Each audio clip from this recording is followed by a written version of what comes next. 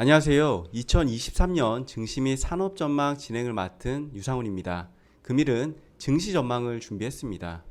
올해 주식시장은 글로벌 인플레이션 압력으로 고강도 금리 인상과 경기 침체 우려가 커지면서 증시가 부진을 지속하다 최근 반등이 좀 나오고 있는 상황입니다. 하지만 이 연준의 피벗 시기와 경기 침체 우려가 산적한 상황이기 때문에 2023년 주식시장에 대해서도 불안감이 큰 상황입니다. 그래서 2023년 증시 전망을 듣기 위해 리서치본부 이웅찬 위원님 모셨습니다. 안녕하세요, 위원님. 예, 안녕하십니까. 네. 일단 연간 전망 자료를 제가 좀 봤는데요. 소제목으로 2023년의 시작은 되돌림이라고 네, 쓰셨더라고요. 그렇습니다. 최근 좀 증시에 외국인 매수가 들어오면서 증시가 반등을 하고 있는데 어떻게 전망하시나요? 22년의 흐름의 되돌림을 좀 말씀을 드릴 수 있을 것 같아요. 그래서 22년에 워낙 그 금리도 많이 오르고 달러도 강세였고 그러니까 주식시장이 힘들죠. 이제 그런 것들이 어느 정도는 되돌림이 나타나면서 달러도 조금 막히고 그 다음에 금리도 조금 이제 막히니까 주식시장이 조금 이제 회복 좀 약간 숨통이 트이는 그런 상황이 된 것 같고요. 이제 그런 상황은 일단 여러 가지 이유가 있겠습니다만 저희 화면 보시는 것처럼 일단 기준금리 인상이 마무리 국면에 들어가는 것 같습니다. 그래서 이 마무리 국면이 일부에서 얘기하듯이 연준의 피봇이다 하면은 이제 다시 뭐 인하 사이클로 돌아가는데 약간 그렇게 보긴 조금 어려울 것 같아요. 만약에 내년 4.75%까지 기준금리를 인상을 하게 되면 450bp를 인상하는 거 아니겠습니까? 이렇게까지 많이 인상한 경우는 없었어요. 보통 한 300에서 한 400 사이 내외로 이렇게 인상을 하기 때문에 이번에는 올 만큼 다 왔다. 미국 정치에서도 바뀌는 흐름이 좀 나타나고 있다 이렇게 생각이 됩니다. 여튼 민주당이 선전을 했습니다마는 여튼 하원은 공화당이 가져가는 거예요. 뭐 과반을 여튼 조금이라도 넘겼으니까 가져가는 거고요. 그렇게 되면 민주당이 상원, 하원, 대통령까지 다 가져가게 됐을 때 여러 가지 뭐 IRA, 인플레이션 이런 법안이라든지 모든 재정 정책 이런 것들을 강력하게 쓰는데 그게 일단 발목이 잡힙니다. 그러면서 발목이 잡히는 게 뭐 이제 정치는 경제에 안 좋을 수도 있는데 이번에는 미국 정부가 과도하게 재정 지출을 해왔던 부분들이 있기 때문에 그게 어느 정도 발목을 잡히고 서로 교착 상태에 들어가면서 오히려 인플레이션이 안정되는 그런 효과가 있지 않겠느냐. 최소한 공화당이 하원을 잡았기 때문에 그런 부분들이 좀 기대가 되고요. 그런 상황에서 미국에서는 드디어 경기가 하강을 하는 것 같습니다. 어디서부터 하강을 하느냐? 부동산에서부터 하강을 하는 것 같아요. 이게 모기지 금리가 7%까지 올라갔습니다. 기준금리를 이렇게 올리다 보니까요. 그럼 모기지 금리가 7%면은 이 이자를 감당하면서 집을 사기가 상당히 부담스럽습니다. 미국은 뭐 고정금리로 보통 하니 이제 대출을 모기지를 하니까 막 갑자기 이자가 올라가서 이자 부담이 높아졌다거나 그렇지는 않겠습니다만은 그래도 새로 집을 만약에 구매를 하게 되고 이사를 하게 되면은 새로 이런 높은 금리로 받아야 되는 거거든요. 그렇게 되면 이사는 못 하게 돼요. 거래량이 확 줄어요. 그렇죠? 그러면서 부동산 시장이 확실히 냉각화되고 있고요. 뭐 NAHB 뭐 선행지수라든 이런 것들 상당폭 내려왔습니다. 그래서 부동산 경기가 하강하게 되면은 전체적으로 소비 경기 자체는 하강하게 된다. 그러면 우리가 미국 경제가 너무 좋아서 고민이었어요. 미국 경제가 너무 좋으니까 인플레이션 계속 올라가는 것 같고 그러니까 미국 뭐 금리도 계속 올라가야 되는 거 아니냐 그런 우려들이 있었는데 여튼 슬로우 다운 하는 것 같다 봐주시면 될 것 같고요. 그리고 우측 하단에 차트에서도 보이듯이 인플레이션이 여튼 작년 10월부터 크게 올랐기 때문에 올해 10월부터 이미 10월 CPI 지표가 이제 피크아웃 하는 게 좀 보였습니다. 그렇죠? 여기에서 전월 대비 상승률이 그렇게만 높지 않고 꾸준히 유지가 되면은 전년 대비 YY 숫자라고 하잖아요. 그거는 쭉 어느 정도 내년 6월까지는 하락을 하게 되어 있어요. 뭐 6%, 5%로 쭉 하락을 하겠죠. 이제 그런 부분들이 미국 경기는 하강하게 된다. 이런 걸 우리가 얘기를 할 수 있을 것 같고요. 반면에 중국에서는 경기가 돌아 나오지 않을까 좀 그런 기대를 좀 해봅니다. 우측 상단 차트 보시면은 중국의 경기 사이클은 이제 바닥을 잡고 돌아 나오는 국면까지 온 것 같아요. 그래서 이제 회복이 된다라고 쉽게 얘기는 못 하겠습니다만은 사이클 상으로 봤을 때는 먼저 코로나에 걸렸고 중국이요. 이제 방역을 먼저 시작을 했고요. 그리고 그 다음에 먼저 코로나 수혜를 받았고 그 다음에 긴축도 먼저 했어요. 그러다가 사실 올해쯤에서 경기가 좋아지지 않겠느냐 그런 기대감도 있었습니다만은 올해 코로나 방역 너무 세게 했잖아요.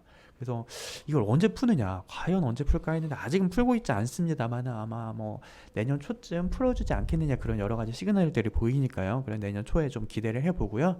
뭐 여러 가지 뭐 선행 지표들 이제 좀 반등을 시작한 것 같고, 그리고 전 세계가 인플레이션으로 고통을 받고 있는데 중국은 물가가 그렇게 높지 않습니다. 특히 뭐 PPI 제조업 그런 물가 같은 경우는 거의 마이너스가 나올 정도로 그렇게 높지 않거든요. 뭐 그런 상황을 봤을 때 약간 이제 부양 정책까지도 가능할 수 있을 것 같다 이렇게 생각을 해보면은 중국에서 먼저 경기 회복의 실마리가 나타날 것 같다. 연말 연초를 지나면서 이렇게 생각이 됩니다. 그렇게 되면은요, 미국에서는 경기가 하강을 하게 돼요.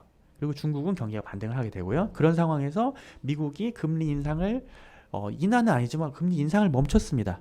그렇게 되면은 달러 인덱스가 피크아웃을 하는 게 맞고요. 달러가 피크아웃을 하면서 그 자금이 어디로 나오느냐? 뭔가 이제 신흥국으로 나오든지 난 달러 자산으로 나와야겠죠. 그래서 일단 신흥국 정도부터 이제 먼저 반등이 시작이 됐고요. 한국도 워낙 최근에 많이 강세였지 않습니까? 이제 그런 부분들이 뭐 여러 가지 뭐 탈중국 해가지고 한국에 들어오는 자금 뭐 수급 얘기들 이런 것들도 많아요. 그런 것도 다 맞으실 것 같은데, 여튼 큰 흐름에서는 달러 피크아웃이고 그 다음에 신흥국이 증시가 바닥을 다지고 올라가고 있다. 여튼 그래가지고 뭐 중국 항생 지수도 올라오고 뭐 유로화도 다시 1.0 페리티로 회복하고 이런 상황이니까요. 그래서 연말 연초에는 22년의 되돌림을 전망하고 있고, 이게 이루어지는 국면이고 사실은 되게 빠른 속도로 어느 정도까지는 온 것 같기도 합니다.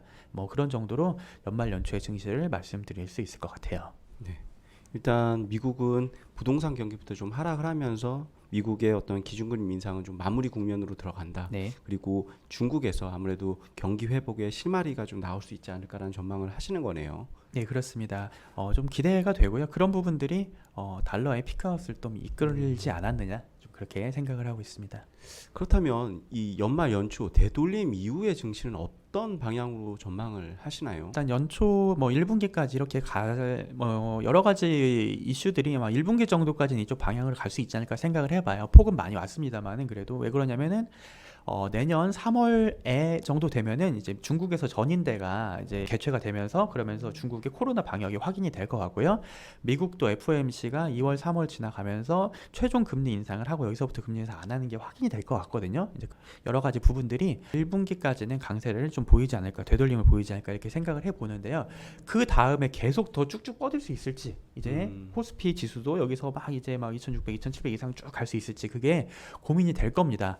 그런데 그러면은 그 이후부터는 세상에 힘이 어느 쪽으로 돌아가는지 다시 금리 인상과 인플레이션과 탈세계화 그리고 신냉전 이쪽에 힘이 계속 가는지, 아니면 다시 이제 뭔가 디플레이션 국면으로 가고요. 다시 세계가 조금 더 뭔가 미국 우선주의가 완화되고 뭔가 세계가 다시 화해하는 국면으로 가는지 생각을 해보면은 녹록지 않다는 생각이 있어요. 세계의 힘은 여전히 미국 우선주의 쪽이다. 약간 그런 생각을 가지고 있고요. 그런 부분에 대해서 그 원인이 어디서 오는지 그걸 좀 한번 말씀을 드리고 싶거든요. 일단 미국을 보면은요, 미국 우선주의가 미국을 가장 비싼 나라로 만들고 있다 이런 생각이 듭니다. 미국의 생산 비용이 가장 비싸요 지금. 그래서 맥도날드 시급이 뭐 지금 20 몇 달러 이런 얘기도 하는데 그 21달러가 21,000원이 아니에요. 30,000원이에요. 이제 달러가 너무 강해져가지고. 그렇죠. 그러면 이게 뭐 거기서 연봉 1억 이렇게 나옵니다. 그냥 버거만 이렇게 만들어도. 그러면은 제조업을 하는데 이 높은 인건비를 주고 할 수 있겠느냐 이런 생각이 들죠. 그러면은 이민자를 받아야 되는데 우측 하단 보시면 2017년부터 이민자가 줄어요. 그래서 뭐 2021년에 코로나 이슈 때문에 이민자를 안 받았다. 그것도 어느 정도 핑계는 되겠습니다만 이미 트럼프 대통령 이후부터 합법적인 이민자 수가 줄어요. 이민자를 안 받으니까 미국에서는 계속 구조적으로 노동 공급이 줄어들고요. 대신에 중국은 계속 실업자가 늘어나고 뭐 이런 상황이 됩니다. 그런 상황이 되고 왼쪽 차트들 보시면은요, 미국이 계속 항상 서비스 수지는 플러스죠. 그런데 그 이상으로 재화 수지를 이제 마이너스, 그러니까 계속 수입을 해주면서 전 세계에 달러를 공급해주는 그런 역할을 하고 있었는데, 이제 그것도 IRA, 인플레이션 리덕션 법안 하면서 계속 제조업 리쇼링 하면서 미국 내에서 생산하겠다는 게 결국엔 미국의 뭐라고 해야 될까, 경상수지 적자 폭을 줄이겠다 뭐 이런 얘기지 않겠습니까? 그리고 계속 에너지도 계속 수출하고 있고, 유럽에서 전쟁이 나고 있으니까 거기 LNG 계속, 천연가스 계속 팔고 있고요. 이런 모든 것들, 그리고 이 긴축을 가장 빨리 해 나가니까 머니플로우도 계속 들어오고 있고요. 그런 부분에서 달러화가 미국에서 빠져나갈 그런 구석이 잘 안 보여요. 일단은 뭐 한번 되돌림은 연말 연초까지 나올 것 같은데 이 구조적인 힘이 미국을 계속 생산 비용도 그렇고 달러화도 그렇고 계속 비싼 나라로 만드는 게 아니냐 좀 그런 생각을 해보게 됩니다. 그래서 미국은 이 구도를 어떻게 해결하려고 할까? 그래서 뭐 여러 가지 치포 동맹도 얘기하고 IRA 동맹도 얘기를 합니다. 그래서 치포 동맹 여러 가지 얘기를 하면서 반도체 같은 거는 같이 가겠다. 혼자 다 할 수 없으니까요. 그리고 제조업은 인도 같은 데로 좀 보내도록 하고 여러 가지 또 규제할 것들은 또 반중국 규제를 합니다. 그리고 미국 내에서 리쇼링 하는 것들은 에너지를 이제 투자를 많이 해가지고 에너지 뭐 셰일이 예전에 이제 투자를 많이 해놓으니까 에너지 코스트가 많이 낮아졌잖아요. 이제 그런 것들 생각을 하면서 신재생 에너지 많이 투자하겠다. 그리고 뭐 로봇도 뭐 이제 투자도 많이 하고 하면서 그런 부분에서 공급 코스트도 낮추겠다 이렇게 얘기를 하는데 캐펙스를 해가지고 그런데 이게 만만치 않은 일이고 만약에 된다 하더라도 시간이 꽤 오래 걸릴 그런 일입니다. 그래서 어떻게 생각하면 정말 큰 미스 얼로케이션이다. 캐피탈에 그런 생각이 들어요. 사실 싼 데에 투자가 돼야 되는데 미국은 가장 비싼 대륙인 미국에 투자를 하고 있다. 리쇼어링을 유도하고 그리고 계속 보조금 주고 그러면은 공장이 미국에서 나가고 싶어 할 거예요.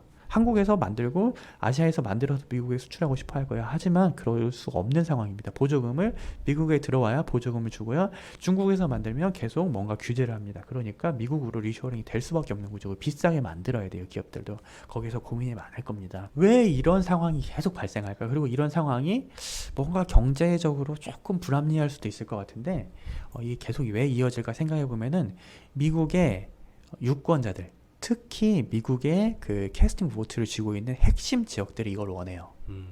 그래서 선거표 떨어지니까 이거를 밀고 갈 수밖에 없다 그런 생각이 들고요.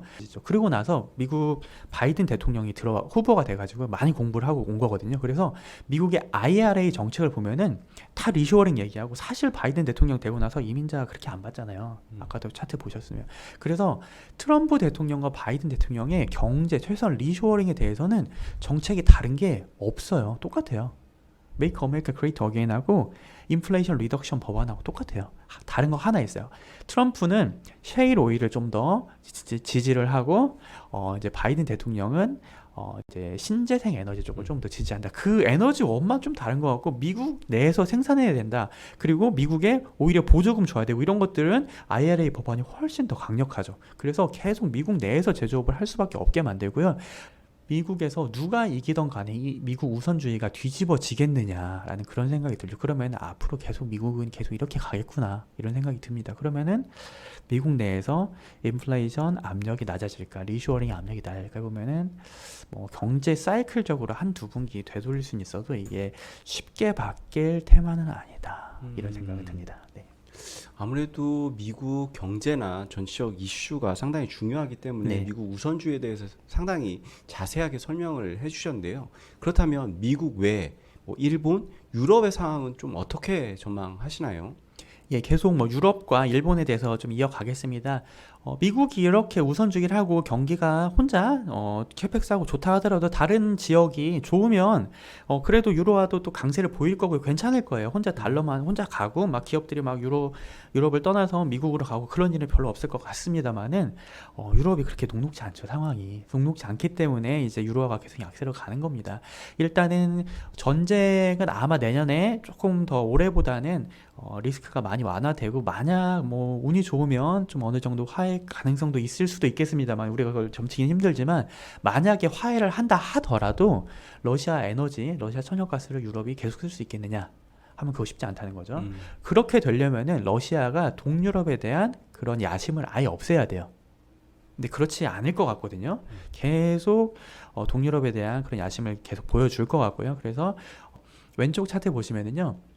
러시아산 천연가스가 유럽에 한 30% 이상, 30%, 40% 정도를 항상 이제 공급을 해줬어요. 유럽 천연가스 중에서. 그런데 지금 한 5, 6% 정도로 쭉 내려와 있는 상황이거든요. 그럼 그거를 어디서 가져오냐면 전체를 다 메이크업은 하지 못하지만 일부는 상당 부분은 이제 미국산 LNG 이제 공급을 받고 있습니다.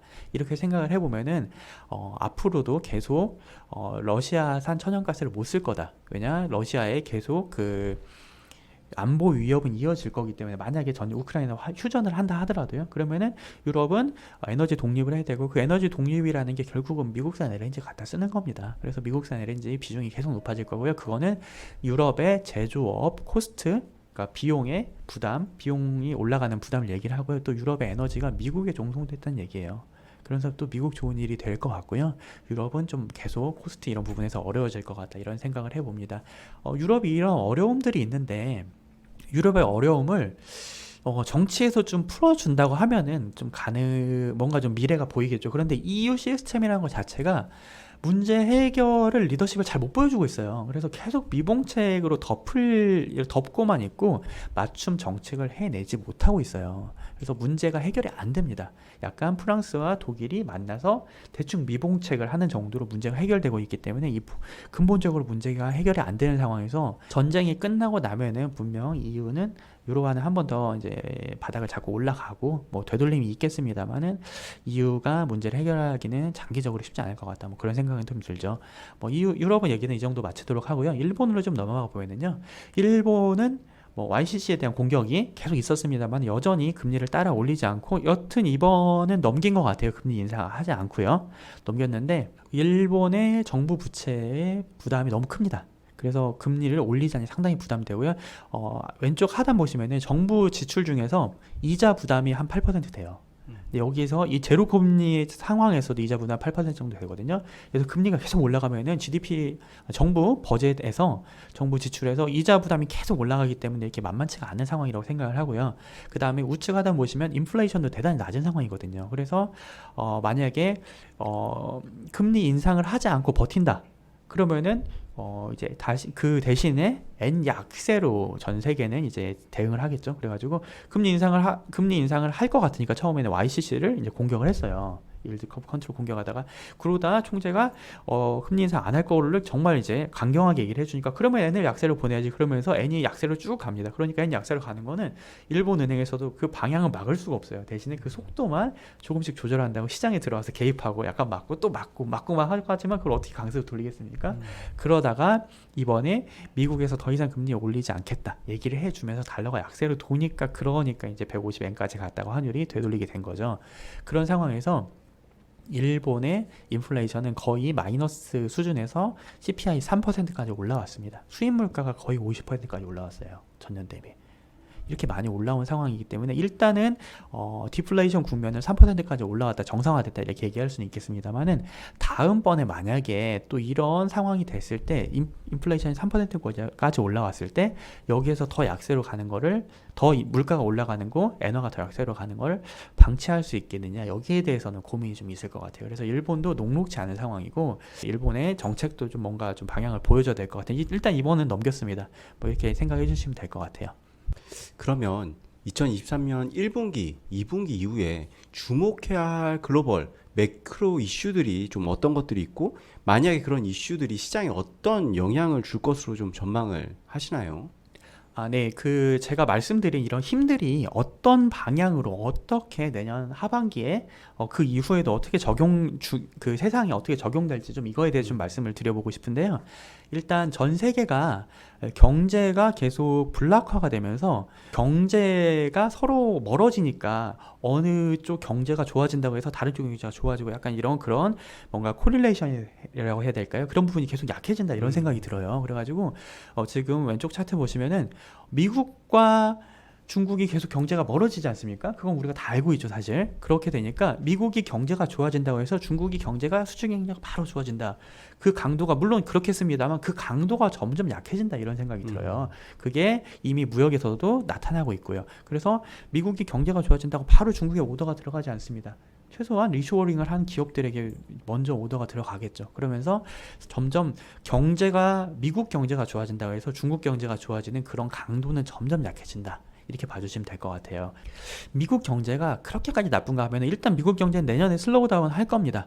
그리고 부동산에서부터 그런 부분이 나타날 겁니다. 이렇게 말씀을 드릴 수 있겠습니다만은 미국 가계라든지 이런 너무 코로나 때 강력한 재정 지출을 해놓은 것들이 계속 이어지고 있는 상황이다 이런 생각이 들어요. 코로나 때 재정 지출 너무 세게 했습니다. 그래서 일시적으로는 GDP의 20%까지도 재정 적자를 내면서 이거를 다 재정 집행을 한 거거든요. 이것들이 과도한 GDP 갭의 플러스를 불러와서 이게 지금 이 인플레이션 사단을 낸 거 아니겠습니까? 그래서 이제 와서 수요를 억누르고 있는 상황이고요. 이렇게 강력한 이런 재정 정책과 또 뭐라고 해야 될까? 그 정부 보조금들이 가계에 들어가게 되고 가계들은 또 이제 강력한 이제 자산 가격 상승 이런 것들을 겪게 되면서 가계들의 부채 비율이 되게 낮아요. 그래서 총 자산 대비 부채 비율이 15%가 채 안 됩니다. 한 13% 정도를 최근에 집계가 되고 있거든요. 그 이유가 서브프라임 때 보시면은 오른쪽 차트에 점선 보시면 서브프라임 때 거의 25%까지 와요. 부채 비율이 상당히 높았거든요. 그런데 이게 계속 꾸준히 낮아집니다. 꾸준히 이제 주식 가격, 자산 가격도 계속 높아지고요. 그 다음에 부채도 그렇게 높아지지 않으면서 부채 비율이 꾸준히 낮아지는 상황이 되고요. 이렇게 미국의 가계가 건전한 상황이에요. 그래서 좀 긴축을 해도 그렇게 어렵지 않은 상황, 미국 가계는 그리고 계속 이렇게 소비가 계속 나오는 상황, 그렇게 좀 보시면 될 것 같아요. 그래서 내년에 상반기에 어느 정도 좀 부침을 겪는다 하더라도 그렇게까지 이렇게 크래시가 날까 약간 그런 부분이 좀 있는 것 같습니다. 그래서 미국은 계속 긴축을 하고 있는 상황에서 전 세계는 아까 말씀드렸듯이 경제는 뭔가 서로 멀어지고 있어요.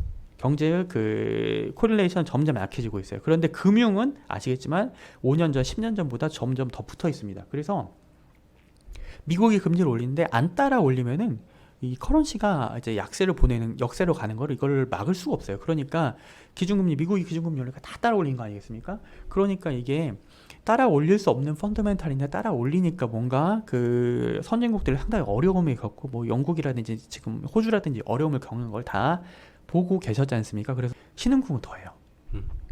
밑에 차트가 신흥국이거든요. 브라질 기준금리가 15%를 넘었고요. 칠레 보시면은요. 칠레가 제로금리에 가까웠었거든요. 그러다가 지금 13%를 넘었어요. 1년 만에. 한국도 사실 보시면은 꽤 빨리 미리부터 올렸고 그 속도가 그렇게 가파르지는 않아요. 그런데도 우리도 이렇게 좀 뭔가 힘들잖아요. 그런 상황에서 다른 나라들은 지금 이렇게 빨리 올리다가 뭔가 미국 따라갈 수밖에 없지만 미국을 따라가자니 가랭이가 찢어지는 약간 그런 녹록지 않은 상황이다 라는 생각이 듭니다. 그래서 미국이 기준금리를 이제 내후년에 좀 많이 내려주지 않으면 쉽지는 않겠다. 약간 그런 생각이 좀 드는 상황. 봐야 될 것 같은데 일단은 기준금리는 내년 하반기에 좀 내려주는 걸로 채권시장에 프라이싱이 되어 있는데 그게 과연 그렇게 될지는 사실 녹록지는 않아 보이고 내년 가봐야 할 것 같다. 내년 연말 가봐야 할 것 같다. 좀 그런 생각이 좀 듭니다. 그래서 결국에 이런 부분들이 약간 저희가 인플레이션이 계속 나오는 건 70년대와 비슷하다 이렇게 말씀드릴 수 있을 것 같은데 미국 우선주의가 미국을 계속 강세를 보내는데 이건 90년대와 비슷하다. 약간 두 가지가 약간 중첩되는 그런 약간 기시감이 좀 들어요. 그래서 90년대를 보면 94년에 기준금리를 미국이 300bp를 94년에 쭉 올리거든요. 그 다음에 95년, 96년에 조금씩은 내려줍니다. 조금씩 이제 미국 경기가 좀 안 좋을 때마다 조금씩 내려주는데 약간 뭐 그 정도 비슷한 흐름이 나타나지 않을까 내내 그렇게 생각을 해보고요. 이 기준금리가 쭉 가면은 사실 96, 97, 98 이렇게 가면서 아시아에서 어려움도 있었고 우리도 IMF를 겪었는데 뭐 그렇게까지 될 거라고 생각 안 합니다만 어디선가 크레딧 리스크가 터질 수 있으니까 그 부분 항상 주의하면서 가야 될 것 같고 기준금리를 미국이 계속 꾸준히 안 내려준다고 하면 그건 봐야 될 것 같아요. 그리고 이번에는 만약에 어려움을 겪는다고 하면 이번에 영국 사태에서 보였듯이 영국이나 뭐 호주나 뭐 뉴질랜드나 이런 미국의 가장 큰 거의 친척 식구라고 할 수 있는 그런 나라들이 어려움을 겪기 때문에 미국이 혼자서 그렇게 치고 나갈 수는 없을 것 같고 뭐 그런 상황에서 적당히 사정을 봐주는 그런 상황이 계속 이어지지 않을까. 또 러시아와의 전쟁도 그렇고 뭐 대중국 견제 그런 것도 생각을 해보면은 아예 안 봐주진 않을 것 같은데 그런 상황에서 미국의 그런 정책이 이어지지 않을까 뭐 그런 생각을 좀 해봅니다. 이게 좀 길게 갈 그런 이슈가 아닐까 이렇게 생각을 해보고 있습니다. 그렇다면 마지막으로 2023년 투자 전략을 어떻게 세워야 시장 대비 아웃퍼폼하는 수익률을 낼 수 있을까요? 그림을 보면서 좀 말씀을 드리면은요. 일단 저희는 연말 연초부터 해서 한 1분기, 2분기 정도까지 꾸준히 좀 오르는 약간 그 처음에 말씀드린 되돌림의 그런 방향성이 계속 나오지 않을까 생각을 좀 해보고 있고요. 그래서 코스피가 좀 많이 오르면 좀 더 좋을 것 같아요. 네, 그렇게 좀 기대도 좀 해보고요. 저희 뭐 밴드 상단은 일단 2,600으로 제시를 했습니다만은 뭐 그 이상으로 좀 더 상승해주면 좀 더 좋겠다 이런 생각도 있습니다. 그런데 금리 레벨이 여전히 부담이고, 그리고 아까 말씀드렸듯이 미국 우선주의와 인플레이션, 신냉전, 그리고 여러 가지 뭐 유럽이나 일본은 계속 조금 이제 미국을 못 따라가는, 그리고 전 세계가 못 따라가는 그런 상황에서 지수 자체가 쭉 뻗기는 좀 쉽지 않을 것 같다, 약간 그런 생각을 해보고요. 오히려 지수가 쭉 뻗지 않는 상황에서 알파에 대한 그런 기대 수익률을 좀 더 많을 수 있을 것 같아요. 베타가 그렇게 높지 않다 하더라도 오히려 주도주 이런 것들, 중형주들 이런 데서 많이 뭔가 기회들이 많이 나올 수도 있지 않을까 이런 생각을 해보거든요. 그러면서 하반기에는 상당히 그런 올해 베어마켓 랠리 때, 3분기에 베어마켓 랠리 때 사실 우리가 지수가 그렇게까지 많이 오르진 않았습니다만은 우리가 뭐 태조 이방원이라고 했던 그런 주도주들에서 상당히 많이 시세가 뽕어졌지 않습니까? 약간 그런 부분들로 좀 더 기대를 해보는 그런 상황으로 저희는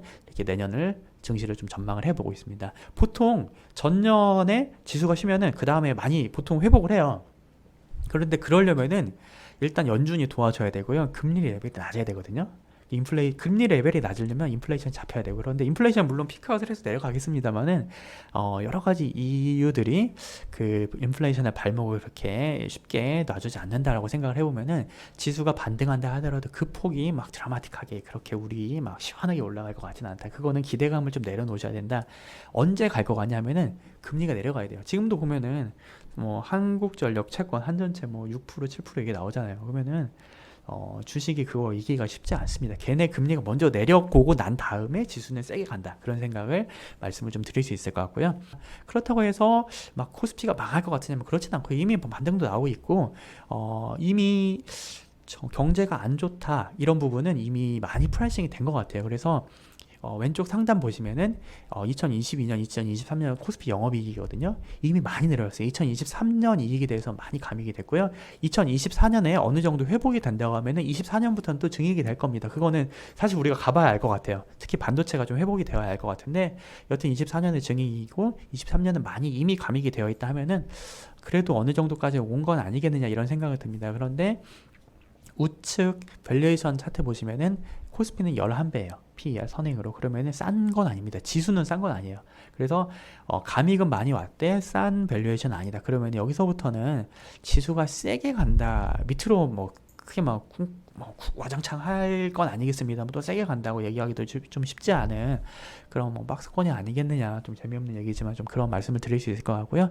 일단 저희 연초의 되돌림 구간에서는 일단 달러가 피크아웃 하는 과정에서 시클리컬들, 우리 소재 이런 쪽에서 먼저 나올 것 같습니다. 뭐 화학이라든지 뭐 철강 이런 부분 한 번은 뽑아줄 것 같고요. 이미 뽑고 있어요. 예, 그리고 중국이 코로나 방역을 푼다고 하면은 화장품이라든지 뭐 여러 가지 게임주들도 사실 PER 밸류에이션 많이 낮아졌거든요.